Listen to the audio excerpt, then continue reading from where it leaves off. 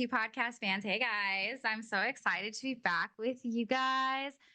Just want to start off by saying, as always, I just have to thank everybody who has been so supportive, who has been sharing the podcast, reaching out, wanting to share a story, or even just being a part of the anti MLM movement. I can't tell you guys enough how meaningful it is, but that we're really making a difference. If you guys haven't kept up, we're really making a difference, you guys. Like the diamonds are hearing this. People in these organizations, they're hearing this. So at the very least, we're being heard. So I just want to get out a couple of disclaimers as always, because I love being able to speak. I don't want to get sued. So I will be talking about, guess what? Yeah, you heard, you got it. Amway and Worldwide Dream Builders. It never gets old. It really doesn't. But that being said, I'm not here to defame anybody. Okay. If you are an adult and you've been introduced to these organizations and you want to join, you do whatever decision is best for you. I would highly recommend listening to a lot of the stories because you might make a different decision that might be better for you and your family. I personally don't recommend joining. However, you're an adult. So anybody that I talk about, I am really good about changing their names. If I accidentally slip, I don't really care. But we'll definitely keep the anonymity of the other person that I'm going to be speaking to because honestly, the message is so much more important to me. Um, Anything else I've missed? Yeah, don't send them hate. Don't sue me. Good to go. All right. You guys, I'm really excited because we actually have an opportunity to speak to somebody brand new, somebody who's downline from a line of sponsorship that we have connected with before.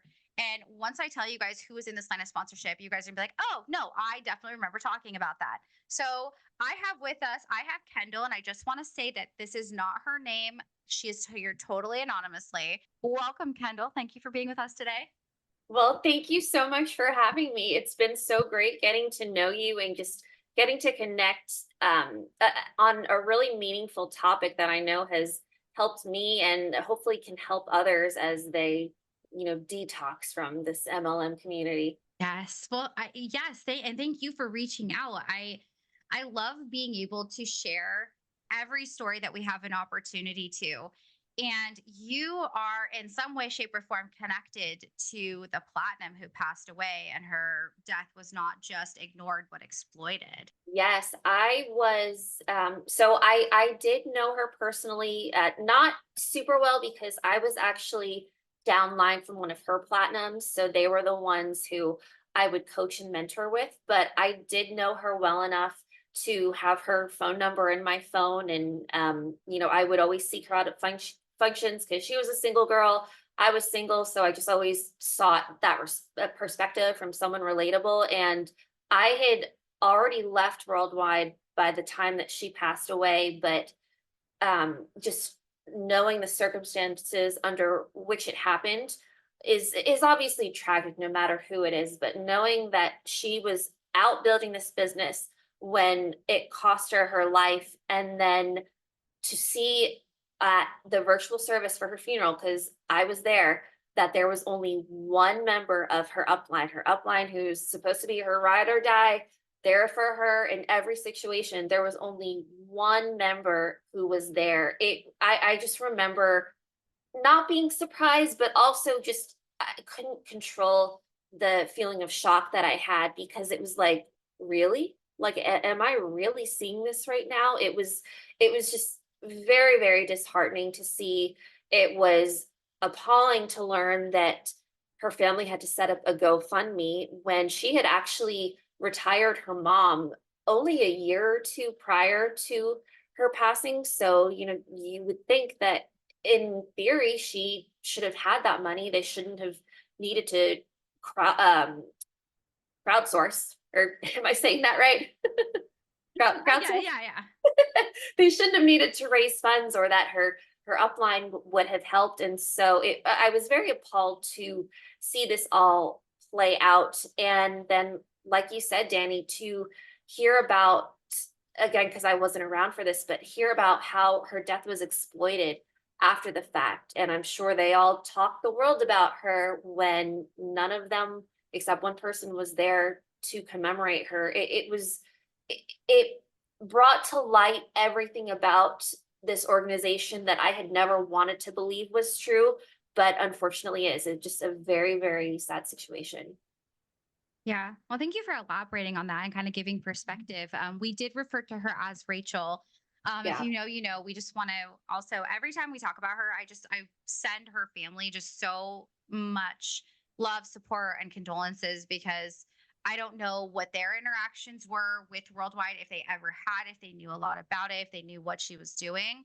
But I think anybody who has left and hears Rachel's story, there's just a lot of empathy that comes behind it because at the end of the day, we all gave time to this business. We would ignore phone calls from friends, families, because we were out prospecting, we were at a business meeting. We were told Yeah. to not go to funerals for our own family members, birthday parties, weddings, to give our all to this business because our coaches and mentors were our lives. And yet, at the end of the day, it doesn't matter to them. And they created this with her real name, of course, but they put hashtag do it for Rachel. Again, Rachel's not her real name, but out of Yeah. respect for them, I'm not going to say her real name. But they exploited her death as a means of she died doing what she loved and do it for her. And then to find out that nobody, from my understanding too, is a lot of people went through the donation list, and unless these people donated anonymously, they didn't donate to her GoFundMe either. Yeah, yeah, that's true. And I actually recently looked it up again to just refresh my memory because the page is still active. There was one, maybe two names that I recognized on there. And again, like you said, unless they donated anonymously or there were just names that I didn't know were affiliated with Worldwide, there none of the big pins that anyone who's listening will know, I saw none of those names on there. Not one. Yeah, I mean, she was, from my understanding, she was on a texting basis with the parents of the guy who talks really fast, who were kind of like the ultimate head of this particular organization. Like, she was on a first name texting basis with these people, and yet nobody had the time or the money to be able to even help for her funeral. I just don't understand. Yeah, you're absolutely right. It's just mind blowing. I remember at I guess it was a board plan that her direct upline did that I had gone to, Stan and Kristen, right? Yeah, Stan and Kristen. And Kristen just happened to mention how much the parents of the guy who talks really fast, how much they loved Rachel. And whenever there was an incentive where it was like platinums or rubies and above, whatever it was, he would always seek her out. He'd be like, okay, we're all going to do this activity together. Where's Rachel? Make sure she comes. And like clearly he took a liking to her and like they were close on some level. And so the fact that he and his wife couldn't be bothered to show up, let alone help out with the expenses for her funeral, it's just the saddest thing in the world. I will never, there'll always be some level of shock in my system just knowing that because just how heartless can you be when you preach, when you're just so self-righteous that you preach yourself to be like the greatest people in the world. And then, your actions speak louder than words. Yeah. Yeah. And I think it's important to lead with something like this because I mean, one, Yeah. people will kind of know if they know, which line of sponsorship you were around, then they'll know. But also I think if there's anybody out there who's listening, at the very least, if y'all are hate listening, listen to this very point and stop. Like I feel like you can't hear a story like that and continue thinking that this is a good organization. And yeah, it's scary to think of what we know now, right? But when Yeah. we get in, we're excited. This is the greatest thing in the world. And I'm curious, how did you get wrapped up in Worldwide? Like how did you get introduced to it? Yes. So I had actually started a process with a couple back at, it was either the end of 2015 or 2016, and I was all over this. I'd never heard of anything like this before, so of course I thought, wow, this is incredible, I have to learn more. And we set up a meeting, and I was dating someone at the time who wanted no part of this. And to be fair, he hadn't been with me when I met them, and if you were a couple going through this process, or if you've ever taken a couple through this process, you know how challenging it is when only one half of the couple is there at the initial meeting because it's hard to communicate to them. So long story short, I finally got him to agree to just go. Let's just go for the hour. If we don't like it, we can leave. That's it. So we meet this couple at Starbucks. We're there 10, maybe 15 minutes. And my ex just stands up. All of a sudden, he's like, "Excuse me, I need to get something from my car." So, okay, whatever. That's really rude. You should have remembered it, but whatever. I just kind of blew it off. A couple of minutes later, he calls me. And so then I excuse myself from the table and I get up and I'm like, "Where are you? Why are you calling me? Why aren't you back in here?" And he's like, "I pulled the Jeep up to the front of the shop, walk out and get in. Like we're trying to make this like great escape and I need to do it before anyone catches me." And it's funny because, years later, knowing what I know, I laugh about it like, ha, like I Yeah. left those suckers high and dry because I just walked right out. He kind of put me in a tough spot where I couldn't really react in front of them and I wasn't about to get into a fight in the middle of Starbucks on the phone. So Yeah. I just left. But basically, because I just got as far in the MG1 as getting to know them. We had not discussed goals or a 5-year plan, outcome focus, process focus. We hadn't gotten into any of that. So I still had a very positive perception of everything because all that was in my mind is there's this young couple who retired young, they're financially independent. And if I play my cards right, I may be able to meet them and learn from them too. And so the fact that my ex just blew me out of the water really infuriated me because I never got to learn more. And I was like, well, what if you just made me miss out on the greatest thing in the world? And so, fast forward to a few years later, when I met the girl who would actually end up becoming my sponsor, the moment she talked about this financially independent couple, yada, yada, yada, I automatically knew they had to be the same people because how often do you hear that? Probably more Yeah. often now, but at the time, that was only the second time I had ever been approached. And so right away, I developed a very strong emotional attachment to the opportunity because I saw it as a sign. I was also at a very vulnerable time in my life. The guy I had been dating a few years prior and we had broken up shortly before that. And, just navigating life single again and, questioning what do I want to do with my life. So basically, I was primed and ready for this opportunity to back into my lap when it did. And I think I just, put my headlights on and ignored every single red flag that I saw along the way because I just had it in the back of my mind.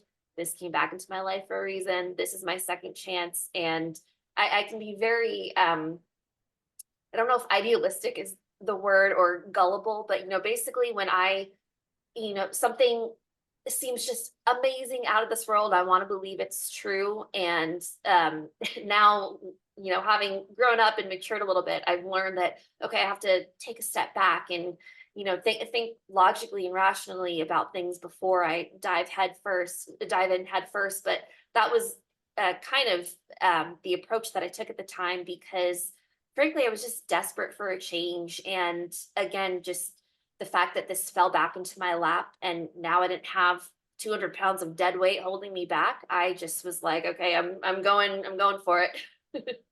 Yeah. Yeah. I mean, I have to go back and say how funny it is now that your partner at the time, your ex-partner was like, "We gotta go," like trying to like escape from some sort of like a bank heist or something. Like I love the dramatic exit and Right. I would love to like have something like that play out now. I think that'd be hilarious. But of course, like you didn't know at the time that this was going to be something that later you would look back on and regret knowing about. But it's funny. I just can't but laugh at that story. It's hilarious to me. But I get Yeah. it too.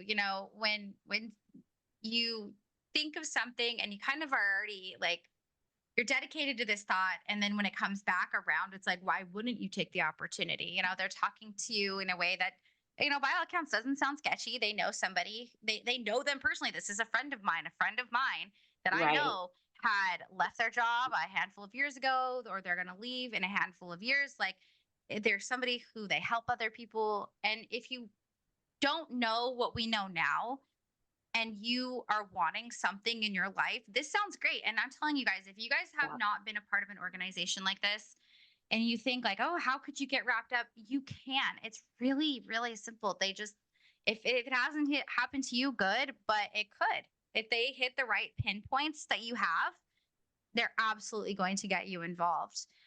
So, and especially too, they make it sound like you said, it came back around for a reason. And I'm sure Mhm.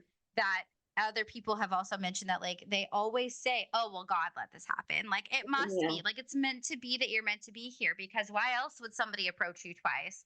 Of course, we know now that everybody gets approached at least once at some point. Yeah. Um, but wow, okay. So getting involved, and you meet this couple who would now, or this person who would now become eventually your sponsor. Mhm. Did you know right away that it was worldwide? Like, had you gotten that far with the other couple, or did you still just kind of assume it was some sort of whatever the other couple was involved in, but you just didn't know what it was? Yeah, definitely. We hadn't gotten far enough the first time for me to learn anything about Worldwide and Amway. I had no inkling of what this could be. It was just that the story was exactly the same. So they didn't end up being under the same lines of affiliation, but at the time, not knowing anything, I was like, oh, they must know the same people. So it was literally just based off of that. And the fact that I felt like I got another chance at a missed opportunity where I was just I'm naturally very stubborn, and sometimes that is a good thing. It can manifest into determination, but when it's determination to pursue something that ultimately doesn't end up being a good thing, that's when I get myself into hot water sometimes. But yeah, it was really just because I recognized that story, and I was like, I need to look into this.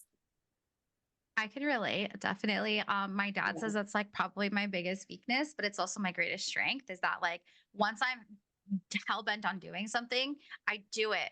But then sometimes it doesn't end up being the greatest thing, which of course ended up being a part of Worldwide. Yeah. But it's always so frustrating to me to think that we would grow so close and so fond of these people, and now you have this, like, this was a missed opportunity. So even if they told you, it sounds like maybe it wouldn't have been such a negative connotation.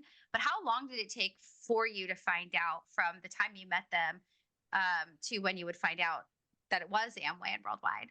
It's I think it was either at my MG2 or my first board plan, and because they changed the formatting of things probably about like back in 2020 or 2021, where they actually allowed us to discuss Amway and Worldwide during an MG2.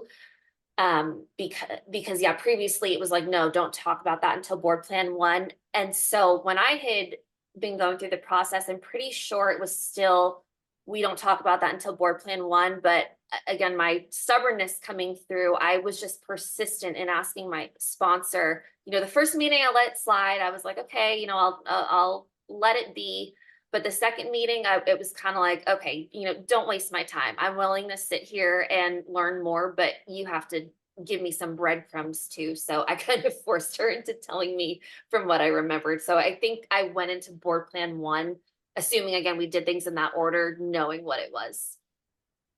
Yeah, I mean, hey, everything's different, but I do like, and this is one thing I can say, is it Mhm. is better that they're bringing it up a lot sooner than when they used to. A lot of the times you hear stories, like, for me, I didn't find out until like just before my first major function. I already been to like 3 board plans. I saw, like, actually Ridiculous. the couple we had been speaking about, where his wife's sister married into the Crown family.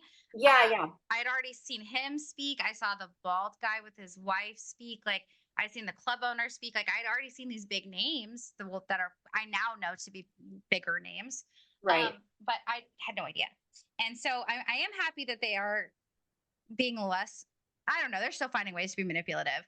But had you ever heard of Amway before, or when you heard that it was Amway, had you heard of that before? Like, did you know anything about Amway? I had not, but just and it was funny because we hadn't even talked about network marketing at the point where I asked what it was, but I had a little bit of experience with network marketing from when I was younger. I sold Cutco knives over like I think the summer between my junior and senior year of high school, and so it was it was a very different time in my life. I was just a high school kid looking to network and make extra money. It was very different Yeah. to when, 10 plus years later when I was an adult trying to earn a living and, living out on my own. But just the approach and kind of, I just had a feeling it was network marketing. Again, I had no idea what Amway was, but hearing about these results and you don't have to work a typical schedule, you can make your own hours. I figured, well, that's the only way. There has to be some type of business and networking involved, so I would imagine it's network marketing. So I kind of got that inkling, even though I wasn't familiar with the company. That makes sense. And once you did find out, did you tell anybody in your inner circle, like parents, friends, that it was Amway? And did they have anything to say about Amway? I I did, but not until after I launched my business, which, Hey. which, I know we'll probably discuss like any potential red flags that I saw later on. And this is one of them because I saw so many red flags right from the start that I ignored. One of them being that, oh, well, I'm sure I'm going to get a lot of crap from people if I tell them. So I don't want them to talk me out of it. I'm not going to tell them until, it's signed, sealed, delivered, and I'm already in. Yeah. Okay. Fair enough. Fair enough. But I get it. That's something I would do too. I think I had told my dad kind of like by accident. I was just like, he was like, "Oh, are you coming over this weekend?" I was like, "No, I'm actually going to this thing." And he started to press me about it, what thing? I was like, "Oh, I'm going to this business conference." He's like, "Is Right. it Amway?" And I was like, I hadn't even really by that point heard of the Amway or anything. And I was like, "Maybe." And he's like, "Don't go." And of course, I was like, bet. So I went. And of Right. course, would end up spending like 3 years involved. But I mean, the way that they introduce it, though, is very, very much a grooming process to where Yes. even if most of the time, even if our families say, like, don't do it, we've already learned to trust these people. They've already love bombed us to the point where it's like, I don't want to not do this. Like, this sounds amazing. Like, it's not that bad. It's got to be great. Right. And so Right. learning about Amway was, I mean, it was nothing. And two, they also do not want us to do research. In fact, if you guys haven't heard already, I posted an audio a while ago about, this was an audio that was recorded from like 2016 when I was involved. And the club owner and the Syrian guy are very adamant in the first 30 minutes of this audio. Don't go talk to your grandma about it. Don't go talk to anybody else. I don't want to hear your opinions about these people. Like, they don't know. They're not here. And they're very good at making it sound like sources like myself or like Kendall or like the rest of the people on Instagram, Reddit, whatever sources, anybody sharing their stories, they make it sound like they discredit us Mhm. because they'll say, "Oh, why would you believe them? You're seeing my face. A lot of you people know where we live." It's like people on Reddit are amazing because they can maintain the anonymity. And I Right. think there's a lot of power in staying anonymous because you're able to really truly speak how you feel. So I never have judgment and power people like Kendall who want to be on here anonymously. But I'll show you guys my face. Hey, hi, come at me. I don't care. But I digress. So we're getting involved. We're in Amway. We've earned our partnership. And Yeah. what is really the expectations that are put onto you? Like, what is it like? PV amounts, meeting requirements. What does that first set of expectations start to look like for you? Sure. So PV, I believe at the time it was still 150 PV minimum for singles, but it was like, if you're really serious, you'll do at least 200, and if you're really really serious, you'll do at least 300. So it Yeah. was, kind of the 150 was the minimum, but they would just make you feel guilty that that wasn't enough if you weren't doing more, and if you couldn't afford more, well, like do DoorDash, do Instacart, like do what you need to do to meet your ditto. So that was very, very heavily pushed. As far as meetings, I guess for in my situation, they weren't as intense as other guests that I've heard come on here. Like there were never multiple meetings a week. We had one board plan every other week, so two board plans a month. That I guess that were within my organization because my platinums organization was still pretty small at that point. So of course, if you wanted to go to other people upline, then you had the opportunity if you had guests to take along, whatnot. But the minimum was two board plans a month, major function or local function, whatever month that fell in, nuts and bolts once a quarter, and then minimum 10 MG1s per month, which I think is pretty standard. And in the organization I was in, they definitely ramped that up to way more than that by the time that I left, just to these insane numbers, in my opinion. But yeah, that was Yeah. kind of the expectation. Wow. I mean, hey, that's amazing. Because you're right. There were a lot of other people, myself included, who by the end of it, there were weeks where I had a board plan every single day. And then we would have Saturday like nuts and bolts, and then Sunday trainings. Like it became excessive, but it Yeah, was again a much larger organization where if the crown guy was in a 6 hour radius, we were to go. It was an expectation that yeah, we were to get off of our 9 to 5, drive however fucking far that we were supposed to catch him there, or leave work early, like find out do whatever it takes to get there. Like the amount of irresponsible things I can say that I've done and had done while I was involved as a result of needing to go to these board plans, I'm so yeah, ashamed. Like there was some really rough stuff that happened because I had to make changes to go to a board plan because I was in at the time brainwashed to think that that was my decision. I had to go. right. But things definitely at that point in time, it sounds a lot better. And when you were involved, you were in right around the time where they really started to heavily focus on retail. Was that a huge training, or were you guys ever under the table coached to buy all of your PV and just make up sales?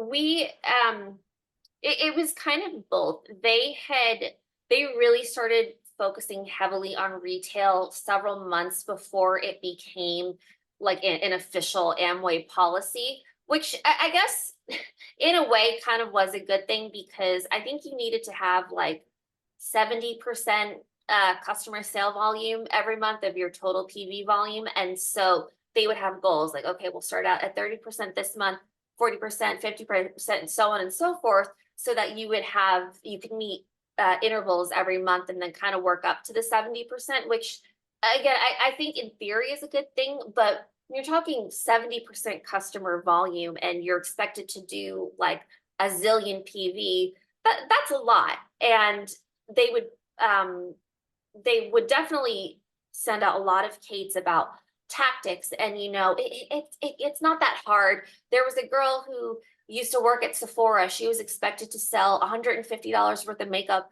in an hour. You could definitely sell $150 worth of makeup, or protein powder, vitamins, whatever. We have all these products in a month, and so on and so forth. That that's nothing. And so they would very much oversimplify it, but at the same time, they wouldn't outright say it, but basically they would beat around the bush that, okay, if you don't actually mean it, then just write it in. Just say that you did, tag it to your grandma or something, and it's legit. So definitely the shadiness was still going on.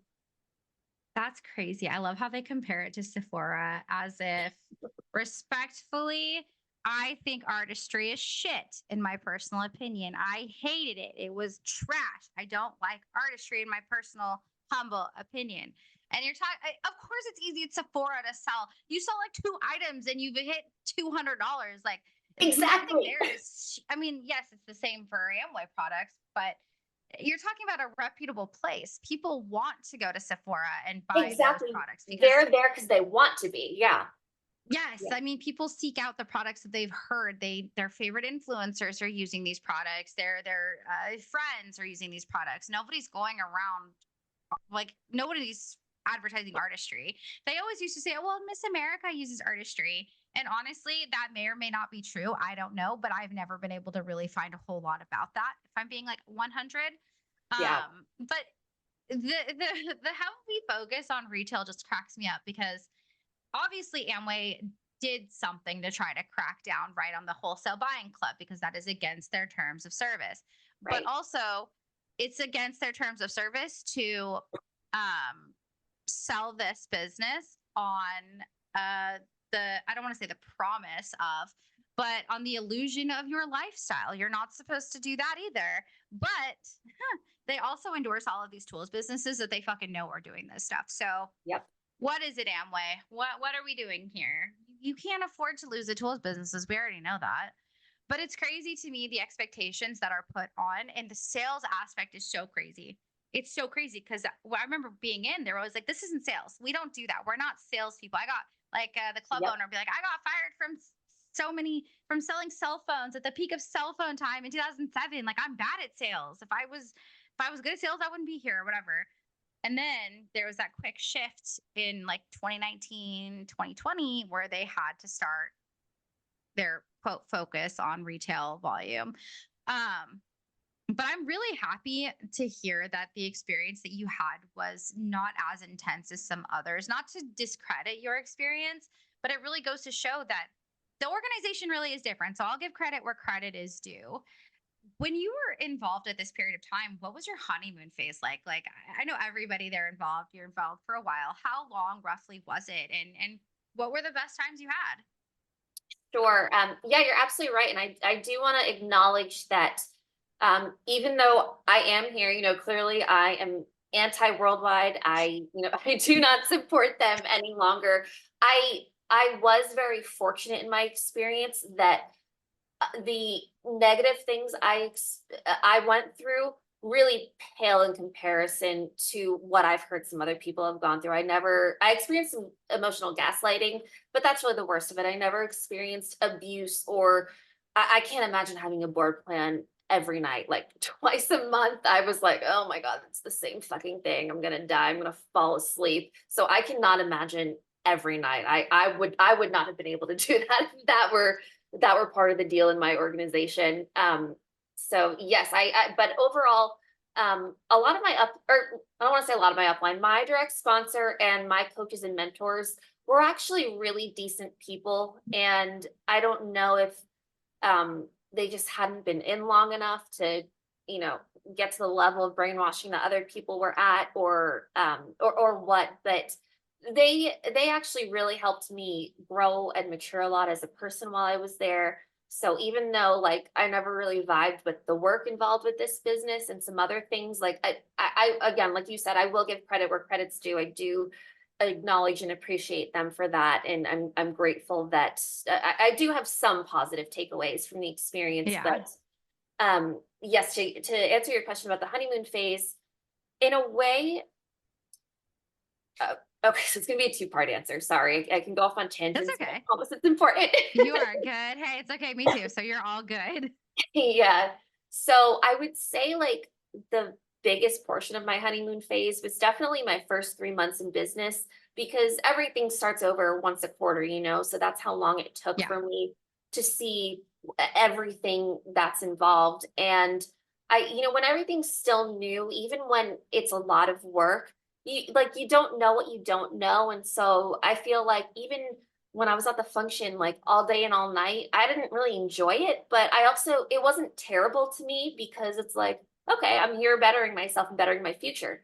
But let me Yeah. tell you, by the time it was time for the next major function, waiting in line in the heat and then sitting in that freaking stadium all day, I was like, oh God, like that I do not like this. And especially the thought of having to do this for the rest of my life. Like my honeymoon phase, like it largely ended after the first few months. But um where the second part of my answer comes in is that in some ways it never began, because I think, like I said, I had come into this primed and ready, vulnerable, so emotionally attached that I just had headlights on, to where even I can think back to my process where there were so many red flags that I observed along the way, but just ignored because I didn't want them to be true. I had tunnel vision. I wanted to look at things through rose colored glasses because, everyone was saying this is the greatest thing in the world. And I think I just so badly wanted it to be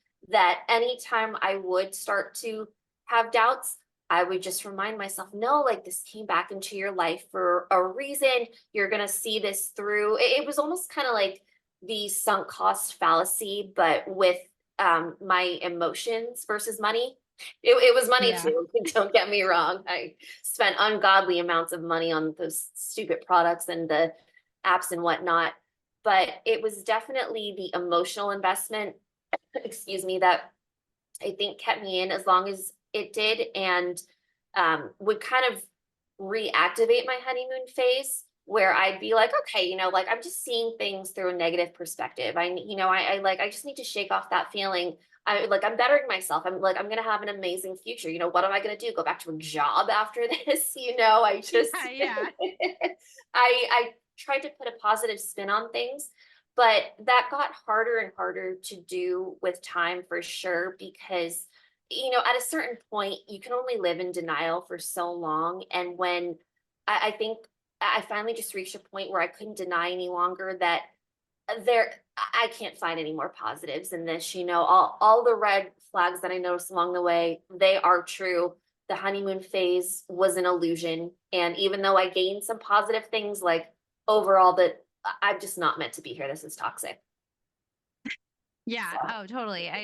It's okay. I think for everybody to say if they did take some positive things away. Some people did, some people didn't. yeah, But I really like that you kind of went back to, but this is what kept me in. And I can imagine that they were very adamant about that with you too, where they're like, but we're here for a reason. Like you're I remember Ashley, who had come on, who was actually in the same roughly line of sponsorship, yeah, that they had told her that her God must have been wrong because she didn't feel like she should be in this organization anymore.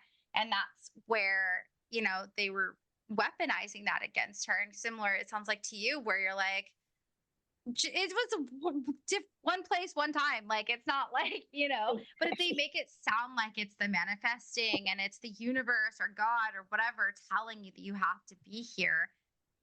And then you kind of try your best, like you said, to look for the positives, but it's really hard to yeah. start to see through some of the bad things. What were some of the major red flags that you started to see that made you question everything?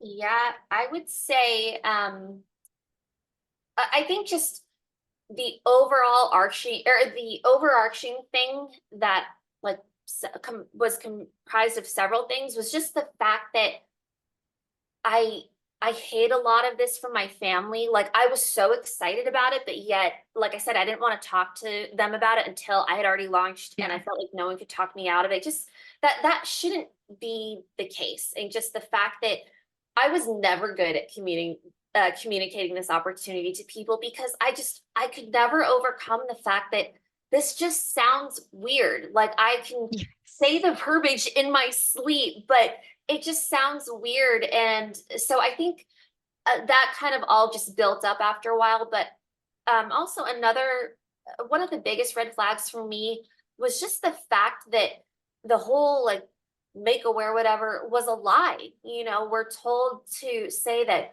I was fortunate enough to get connected to a couple who retired in their 20s and became financially independent, and um, they said that if I was accountable, that they could maybe teach me to do the same thing.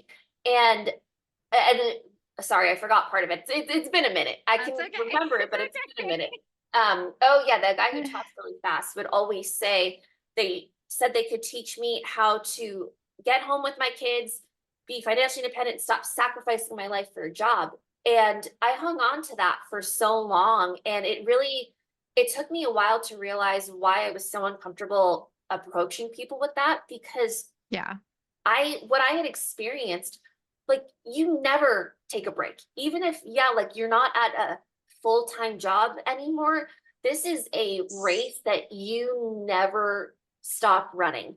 And I think once I realized that that's just a complete lie. Like we're not freeing people so that they can spend all this time with their family, or so they can go on these vacations and see the world. No, like we're trying to get them out of a full-time job so that they can buy more and more products and make the people at the top richer. So I think once that really um, my eyes really opened to that. I was like, ugh, I just, I couldn't, there were no rose colored glasses that would make that seem right.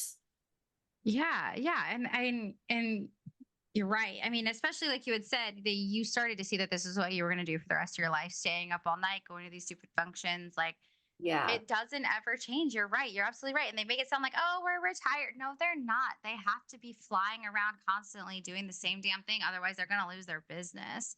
Right. And, but you're right. All you're doing is lining the pockets of the people up top. So, speaking of, when you were in the business, were you aware that platinums and above were getting paid on their memberships? Was that disclosed to you? No, it was not. I actually had never heard that until I came across your podcast, actually. I'm so sorry. I hear so many people say that. And I always feel bad because it's like, I'm so sorry to be the bearer of bad news just because it is such a, in my opinion, it's such a fucking hard thing to learn because it's like, what? Yeah. Like, and I think a lot of people agree that if it was disclosed, would we really have been that upset about it? Because it's like, oh, well, when I reach Q12, I can get that too. But Right. they're so hell bent on keeping that information from us, and they really do. They keep a lot of information from us. And now that you're out of well, actually, reverse a little bit. What was it like leaving? Like, what did your exit look like? It was a very long and painful slow burn because which really I take accountability for because I had known for months that, I'm checked out. I don't want to do this. And I really should have left way sooner than I did. But I was just holding on to that hope that, I'm just depressed because I've always struggled with depression. Some parts of life have been better than others. And so again, just attributing it to anything other than the fact that I didn't want to be here anymore. And I think Yeah. it's coming up on 2 years that I left. It was really just at the point where I was just totally disinterested in. I mean, I never really liked listening to the Kates to begin with, but like sometimes I didn't mind the audios. I found value in them. And when I just was like, I don't even want to look at all of this. I haven't communicated with my coach in weeks. I have nothing to say to her.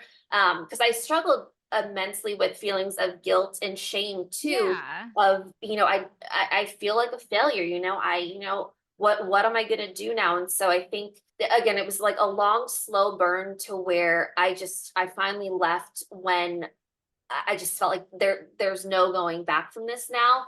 And really not too soon after that, I was fine. I overcame the feelings. I was able to have a lot of clarity and realize that I did make the best decision.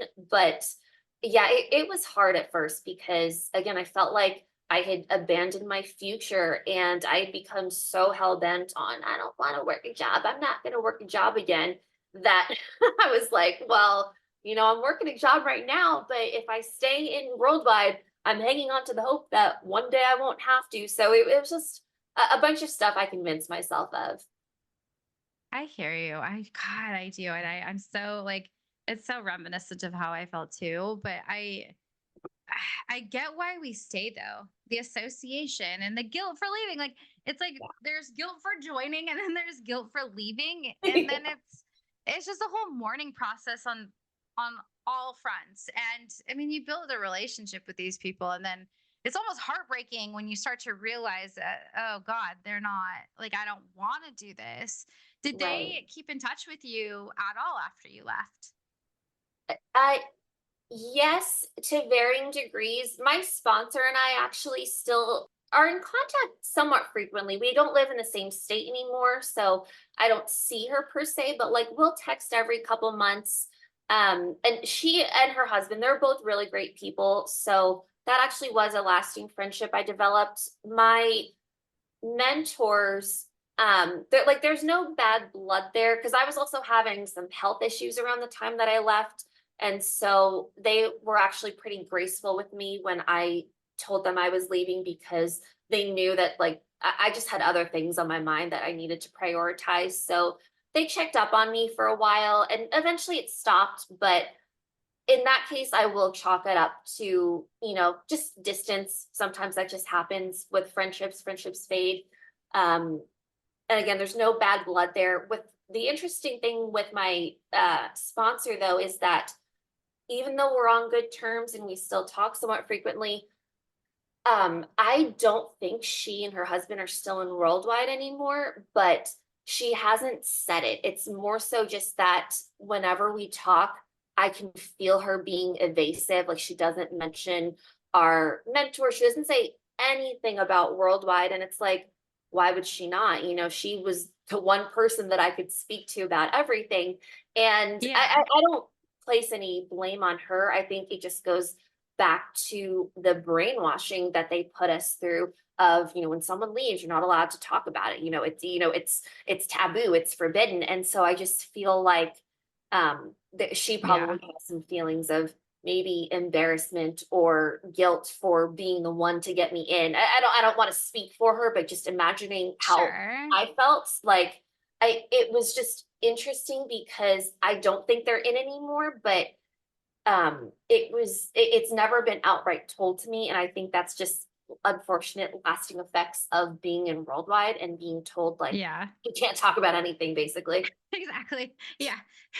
And that's the sad part too. I think that's a lot of people actually, more than you would think. I have Yeah. reached out to people also who were either crossline or somebody who was in my upline, and there's still this awkwardness where there's a it's very clear when somebody's not involved anymore based on the things that they do with their life.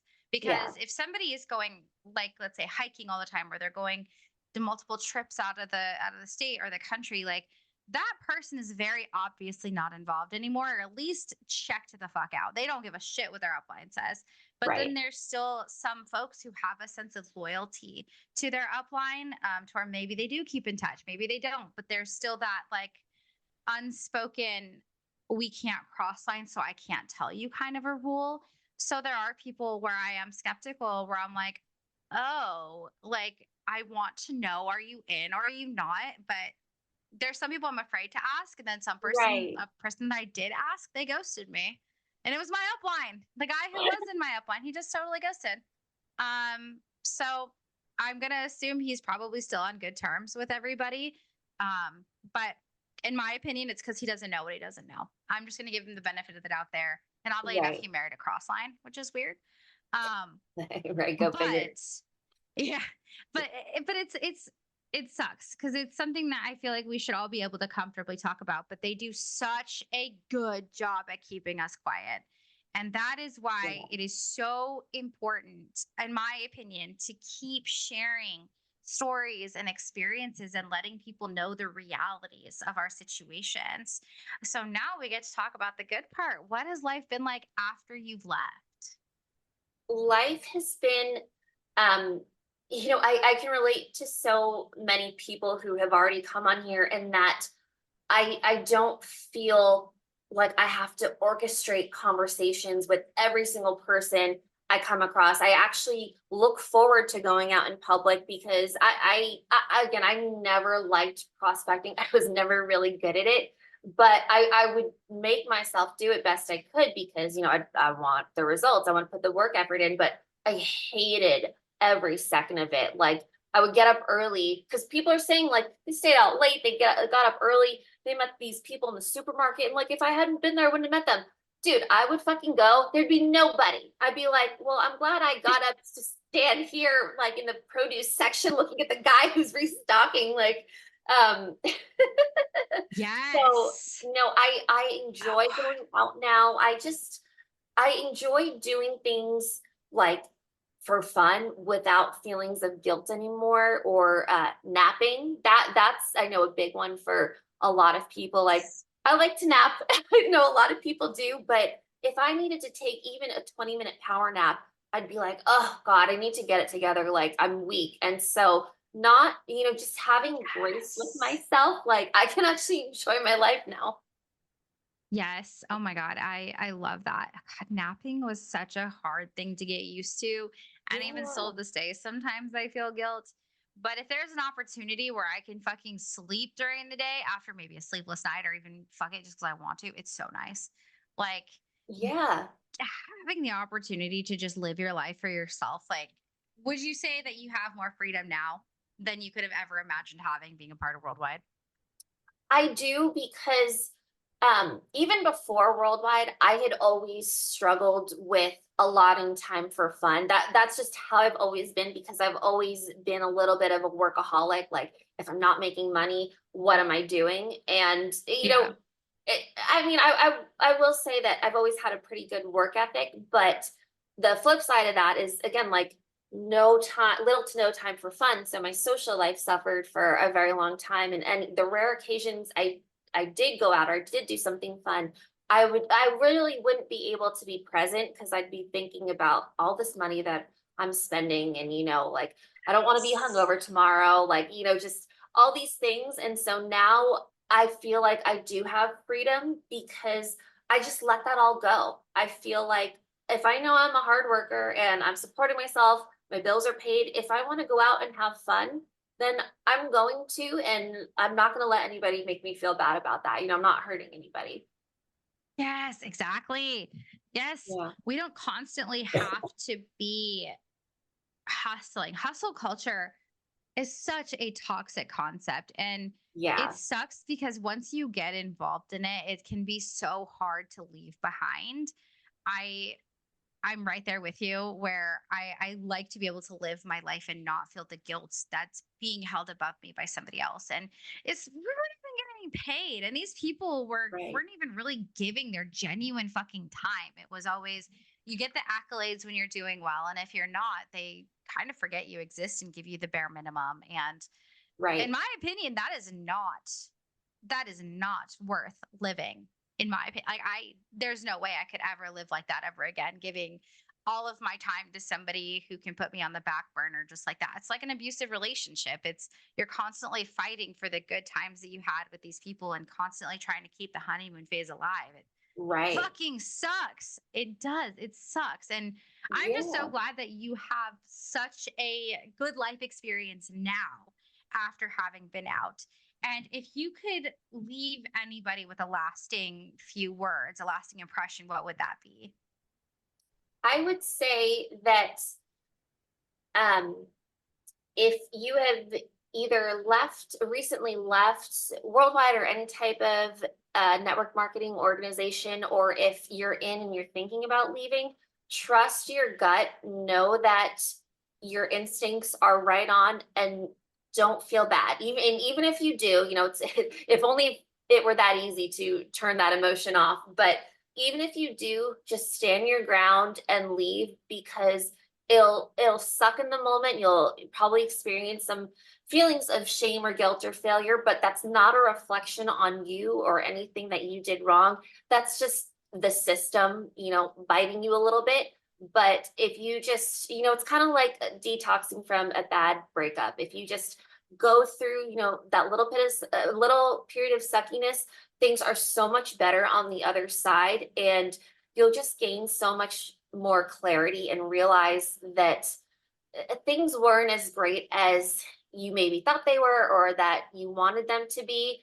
And even if you have to go back to a job, that's not a bad thing. That's not the end of the world.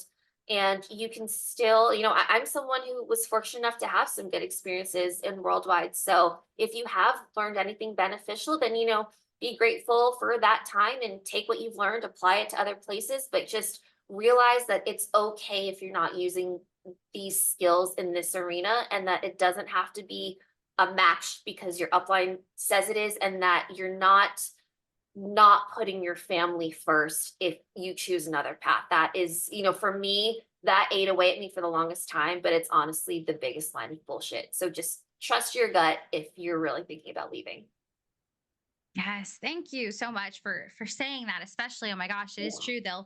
They will guilt trip you with a family that doesn't even fucking exist yet. Like Yeah. your future children, you hate your future children because you don't want to be a part of this. Like, excuse me, they don't even fucking exist yet. And some people who join may or may not even fucking want kids.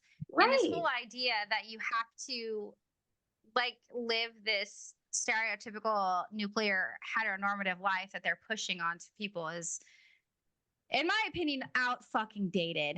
But I'm so glad Yeah. that I was able to have an opportunity to get to talk to you and share your experiences, because it's just another, I guess, nail in the coffin for worldwide. Hopefully the whole coffin will shut one day.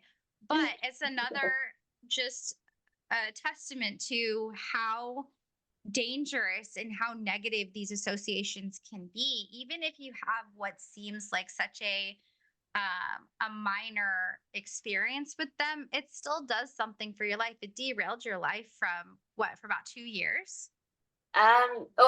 Three, over three.